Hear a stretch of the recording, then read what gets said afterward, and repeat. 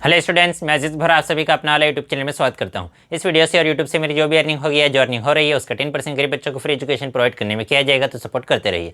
तो आज हम 11th class physics chapter number 8 gravitation का टॉपिक पढ़ेंगे, अर्थ सैटेलाइट्स। इस टॉपिक को मैं बहुत ही अच्छे से, बहुत ही ईजी वे में एक्सप्लेन करने वाला हूँ, इसलिए इस वीडियो को पूरा देखिएगा। और अगर अभी तक आप लोगों ने हमारे चैनल को सब्सक्राइब नहीं किया है तो चैनल को सब्सक्राइब कर लीजिए, बेल आइकन को भी प्रेस कर दीजिएगा ताकि नए वीडियोस की नोटिफिकेशन आपको समय पर मिलते रहे। तो क्या आज का हमारा टॉपिक है अर्थ सैटेलाइट्स। तो अर्थ सैटेलाइट्स का मतलब क्या है? ऐसा ऑब्जेक्ट जो अर्थ के अराउंड क्या कर रहा है? मोशन।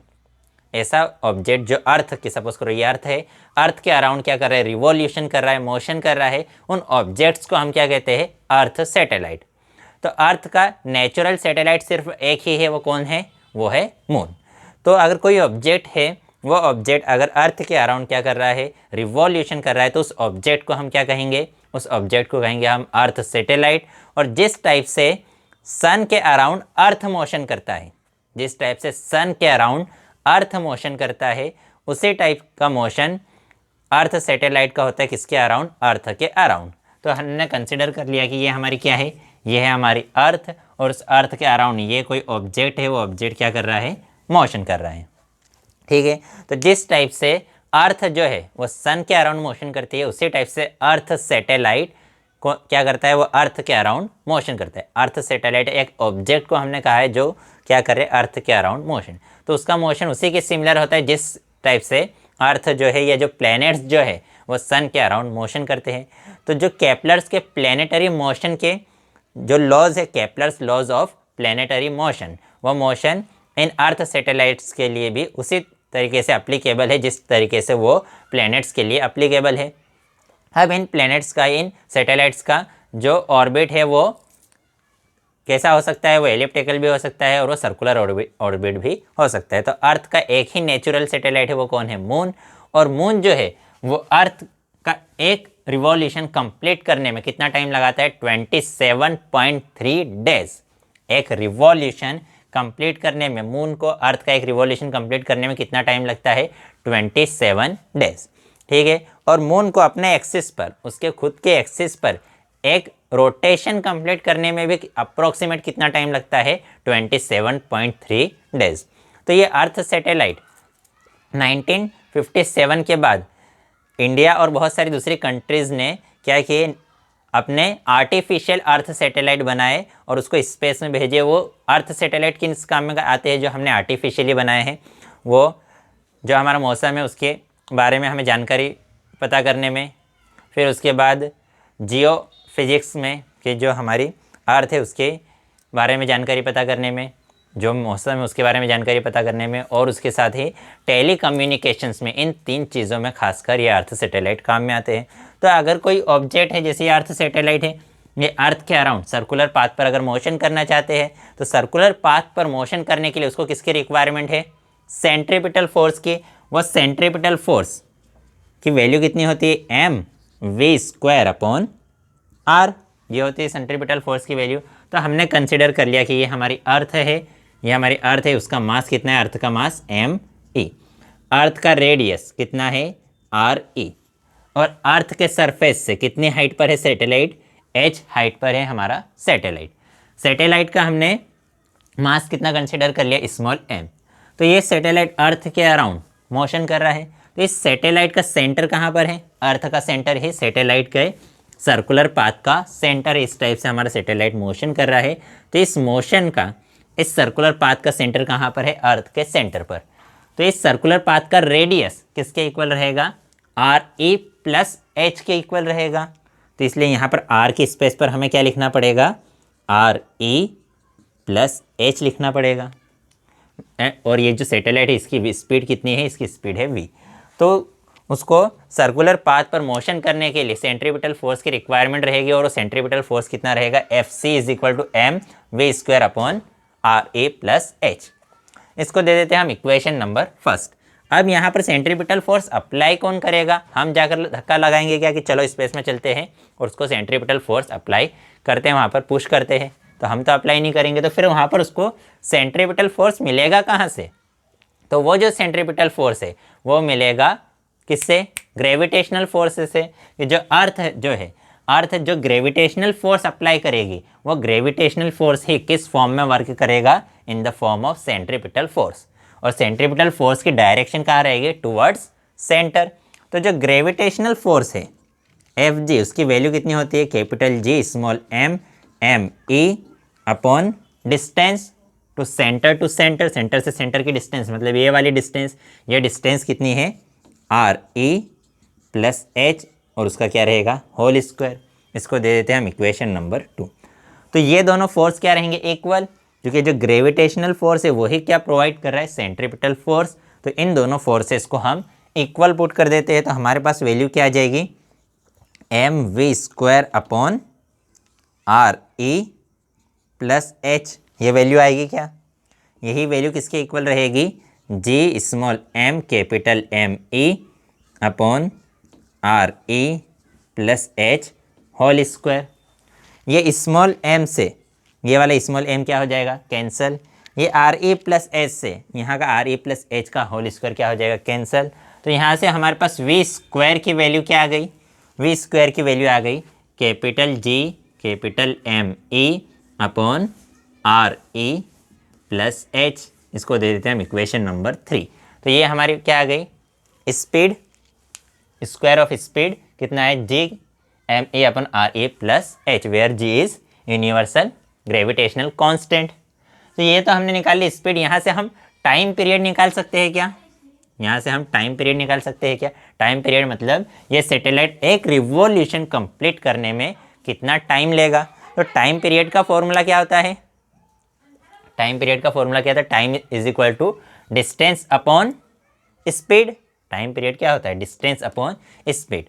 तो ये एक रिवॉल्यूशन कंप्लीट करने में कितनी डिस्टेंस कवर करेगा, तो ये सर्कुलर पाथ का जो सरकमफेरेंस है, एक डिस्टेंस कंप्लीट करने में वो सर्कुलर पाथ के सरकमफेरेंस से इक्वल डिस्टेंस कवर करेगा। तो डिस्टेंस मतलब कितनी कवर करेगा, सरकमफेरेंस, सरकमफेरेंस क्या होता है 2 pi R, where R is radius. तो यहाँ पर इस पाथ की रेडियस कितनी है, आर ई प्लस एच। तो यहाँ हमें आर की स्पेस पर क्या लिखना पड़ेगा, are E plus H. Upon में क्या आएगा, स्पीड, तो उसकी स्पीड कितनी है v, तो अपन में हमने लिख दिया v। तो ये हमारे पास क्या आ गया, टाइम पीरियड। ठीक है, टाइम पीरियड आ गया। अब यहाँ पर हम v की वैल्यू सब्सटीट्यूट कर देंगे, तो v स्क्वायर की वैल्यू है हमारे पास। तो यहाँ से v की वैल्यू क्या आ जाएगी, v की वैल्यू आ जाएगी, देखो ये v स्क्वायर है, तो v की वैल्यू आ जाएगी, स्क्वायर उधर जाके क्या बन जाएगा, रूट। तो under root G M E upon R E plus H, ये अंडर रूट है। अब अंडर रूट का मतलब ही क्या होता है, इसका भी अंडर रूट है, इसका भी अंडर रूट है, तो दोनों का अंडर रूट अलग अलग लिख सकते हैं। तो दोनों का अंडर रूट हम अलग अलग लिख लेते हैं।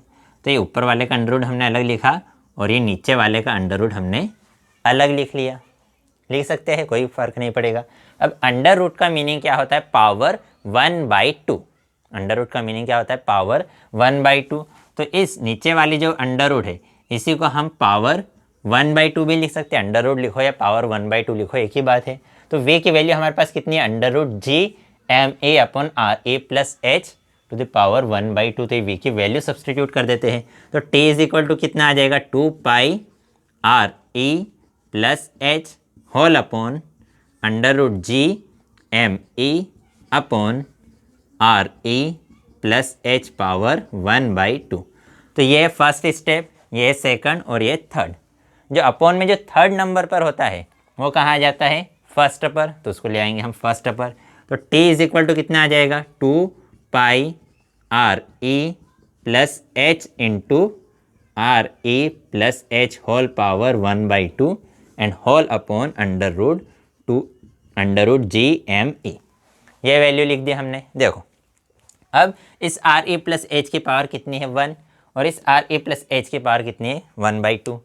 ये दोनों टर्म्स, ये पूरी टर्म और ये टर्म, ये दोनों मल्टीप्लिकेशन में है। तो जब दो वैल्यूज़ मल्टीप्लिकेशन में हो और उनके बेस सेम हो तो पावर्स का क्या हो जाता है, एडिशन। तो इन दोनों की पावर्स का क्या हो जाएगा, एडिशन। तो इसकी पावर है 1 और इसकी पावर है हाफ। तो 1 एंड प्लस हाफ कितना हो जाएगा, बोलो जल्दी से, 1 प्लस हाफ कितना हो जाएगा, 1 एंड हाफ। 1 प्लस हाफ कितना होगा, 1 एंड हाफ। 1 एंड हाफ को ही हम क्या बोल सकते हैं, 3/2। बोल सकते हैं क्या 3/2 मतलब 3 का हाफ। 3 का हाफ क्या होता है 1.5। तो ये लिख दी मैंने पावर 3/2 और अपॉन में क्या है हमारे पास √GME।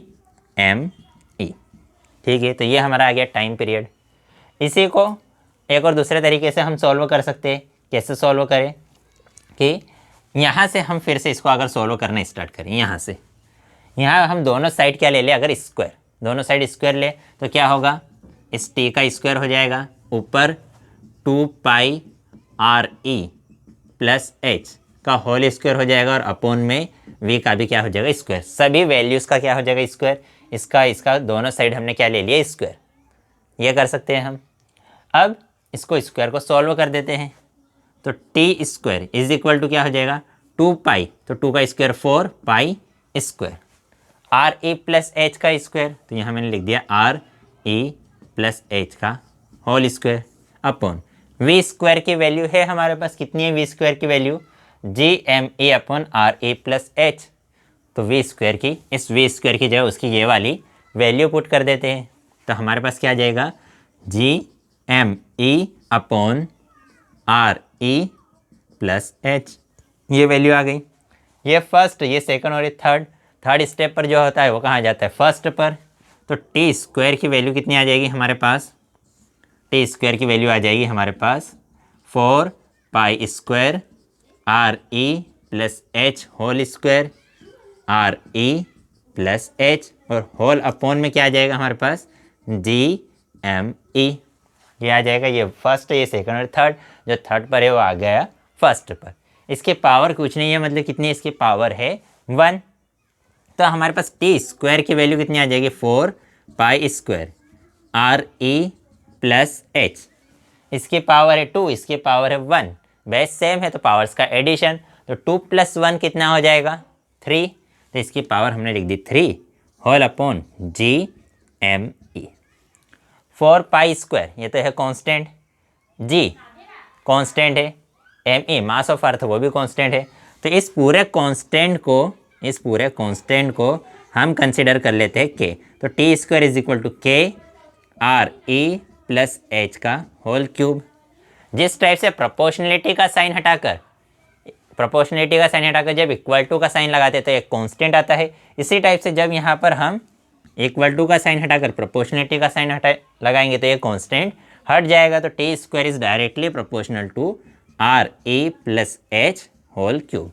क्या कहा मैंने, प्रोपोर्शनलिटी का साइन हटाकर जब इक्वल टू का साइन लगाते हैं तो क्या आता है एक कांस्टेंट, उसी टाइप से इक्वल टू का साइन हटाकर जब हमने प्रोपोर्शनलिटी का साइन लगाया तो कांस्टेंट हट गया। तो यहाँ से क्या है T square is directly proportional to RE plus H का होल क्यूब।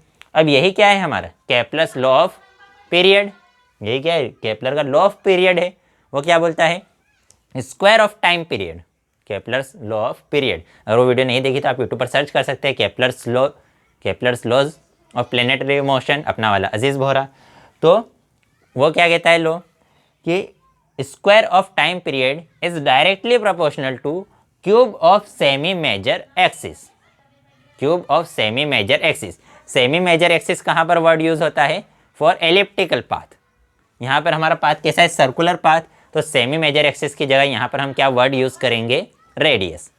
तो जो टाइम पीरियड का स्क्वायर है वो डायरेक्टली प्रोपोर्शनल है किसके cube of radius of the circular path.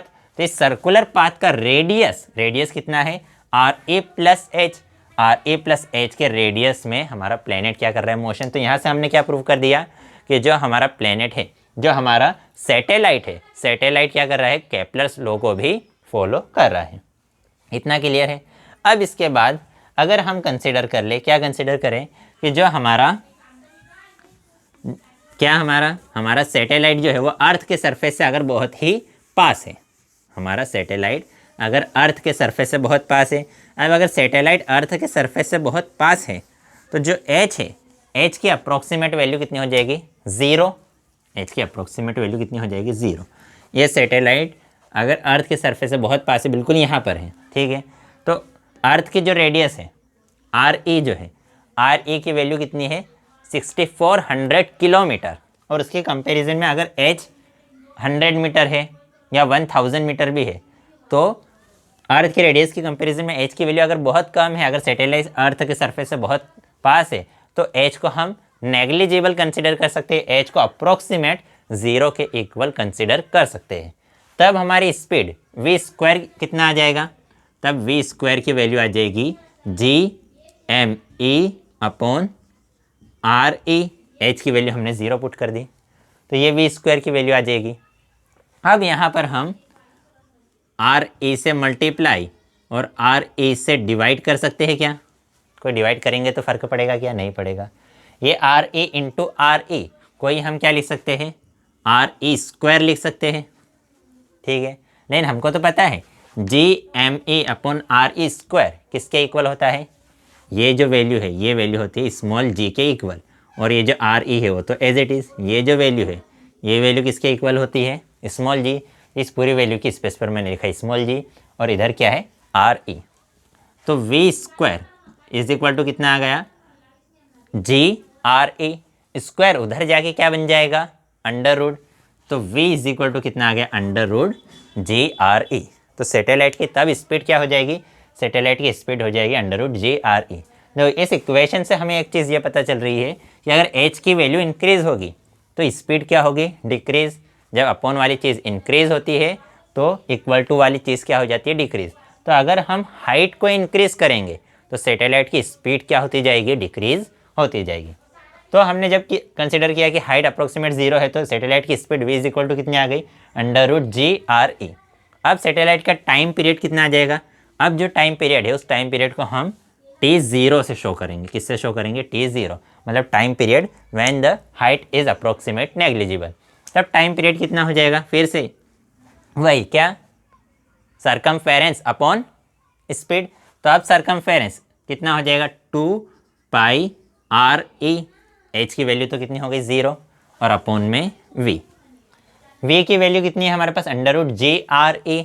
जब एच की वैल्यू 0 है तो v की वैल्यू ये है, स्पीड ये है, तो v की स्पीड पुट कर देते तो T0 is equal to 2 πRE upon under root GRE। ये RE, इस RE को हम under root RE into under root RE लिख सकते हैं क्या, ये जो RE है RE को हम under root RE into under root RE लिख सकते हैं क्या, क्यों लिख सकते हैं, क्योंकि under root RE into under root RE फिर से क्या हो जाएगा, अंडर रूट RE का स्क्वायर, और स्क्वायर से रूट क्या हो जाएगा, कैंसिल। तो फिर से हमारे पास क्या आ जाएगा, RE। तो RE को हम क्या लिख सकते हैं, under root RE into under root RE लिख दिया हमने, ठीक है। अब अपॉन में हमारे पास क्या है, अपॉन में हमारे पास है T0 is equal to 2 pi under root RE, under root RE। अब ये अंडर रूट GRE, दोनों का अंडर रूट अलग अलग लिख लेते हैं, तो under root G under root RE, दोनों का रूट हमने अलग अलग लिख लिया। इस रूट RE से रूट RE कैंसिल, ये क्या लिखा है, रूट RE, ये क्या लिखा है, रूट G। दोनों रूट में है तो दोनों का रूट एक साथ लिख लेते हैं, तो T0 इज इक्वल टू क्या हो जाएगा, 2 pi under root RE upon G, दोनों का रूट हमने साथ में लिख लिया। अब RE रेडियस ऑफ अर्थ कितना होता है, 6400 किलोमीटर, किलोमीटर में, लेकिन ऐसा यूनिट तो मीटर है, तो इसको हम मीटर में कन्वर्ट करेंगे। तो मीटर में कन्वर्ट करने के लिए हमें क्या लिखना पड़ेगा, 6400 इंटू किलोमीटर को हम क्या लिख सकते हैं, 1000 मीटर, तो यहाँ मैंने लिख दिया 1000 मीटर। इसी को हम लिख सकते हैं 60.4 इंटू 10⁻³ इंटू 10⁻³ मीटर। देखो 6400 को हम क्या लिख सकते हैं, 64,000 लिख सकते हैं क्या।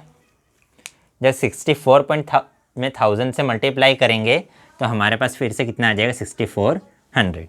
तो 60.4 को हम 6400 को हम लिख सकते हैं 60.4000 इंटू 1000। अब 1000 को ही हम लिख सकते हैं 10⁻³ 10⁻³ का मतलब क्या है कि 1 के बाद कितने ज़ीरो, 3 ज़ीरो, तो 1000 को हम लिख सकते हैं 10⁻³, तो हमने लिख दिया 10⁻³।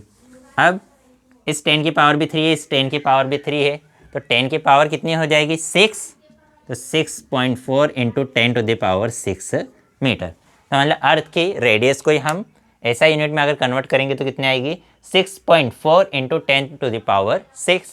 और जे क्या है ग्रेविटेशनल एक्सेलरेशन, उसकी वैल्यू कितनी होती है, उसकी वैल्यू होती है 9.8 मीटर पर सेकंड स्क्वायर, अप्रोक्सीमेट ये वैल्यू है।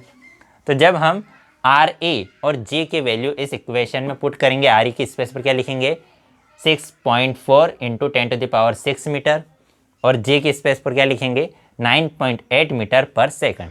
जब ये दोनों वैल्यू यहाँ पर पुट करेंगे और ये 2π वगैरह सभी को सॉल्व कर लेंगे तो हमारे पास T0 पाई की वैल्यू कितनी होती है 27/22/7 या 3.14। सभी वैल्यूज़ को पुट करेंगे तो T0 की वैल्यू आएगी हमारे पास अप्रोक्सीमेट 85 मिनट। मतलब अगर हमारा सैटेलाइट अर्थ के सरफेस से अगर बहुत पास है तो वो एक रिवॉल्यूशन कंप्लीट करने में कितना टाइम लगाएगा 85 मिनट का टाइम लगाएगा। तो आज की वीडियो में इतना ही। अगर वीडियो पसंद आई हो तो लाइक कीजिएगा, अपने दोस्तों के साथ भी शेयर ज़रूर कर दीजिएगा, पसंद ना आई हो तो डिसलाइक कर दीजिएगा। और इस वीडियो से रिलेटेड आपको कोई डाउट हो, कोई सजेशन हो तो आप कमेंट कर सकते हैं। बाय।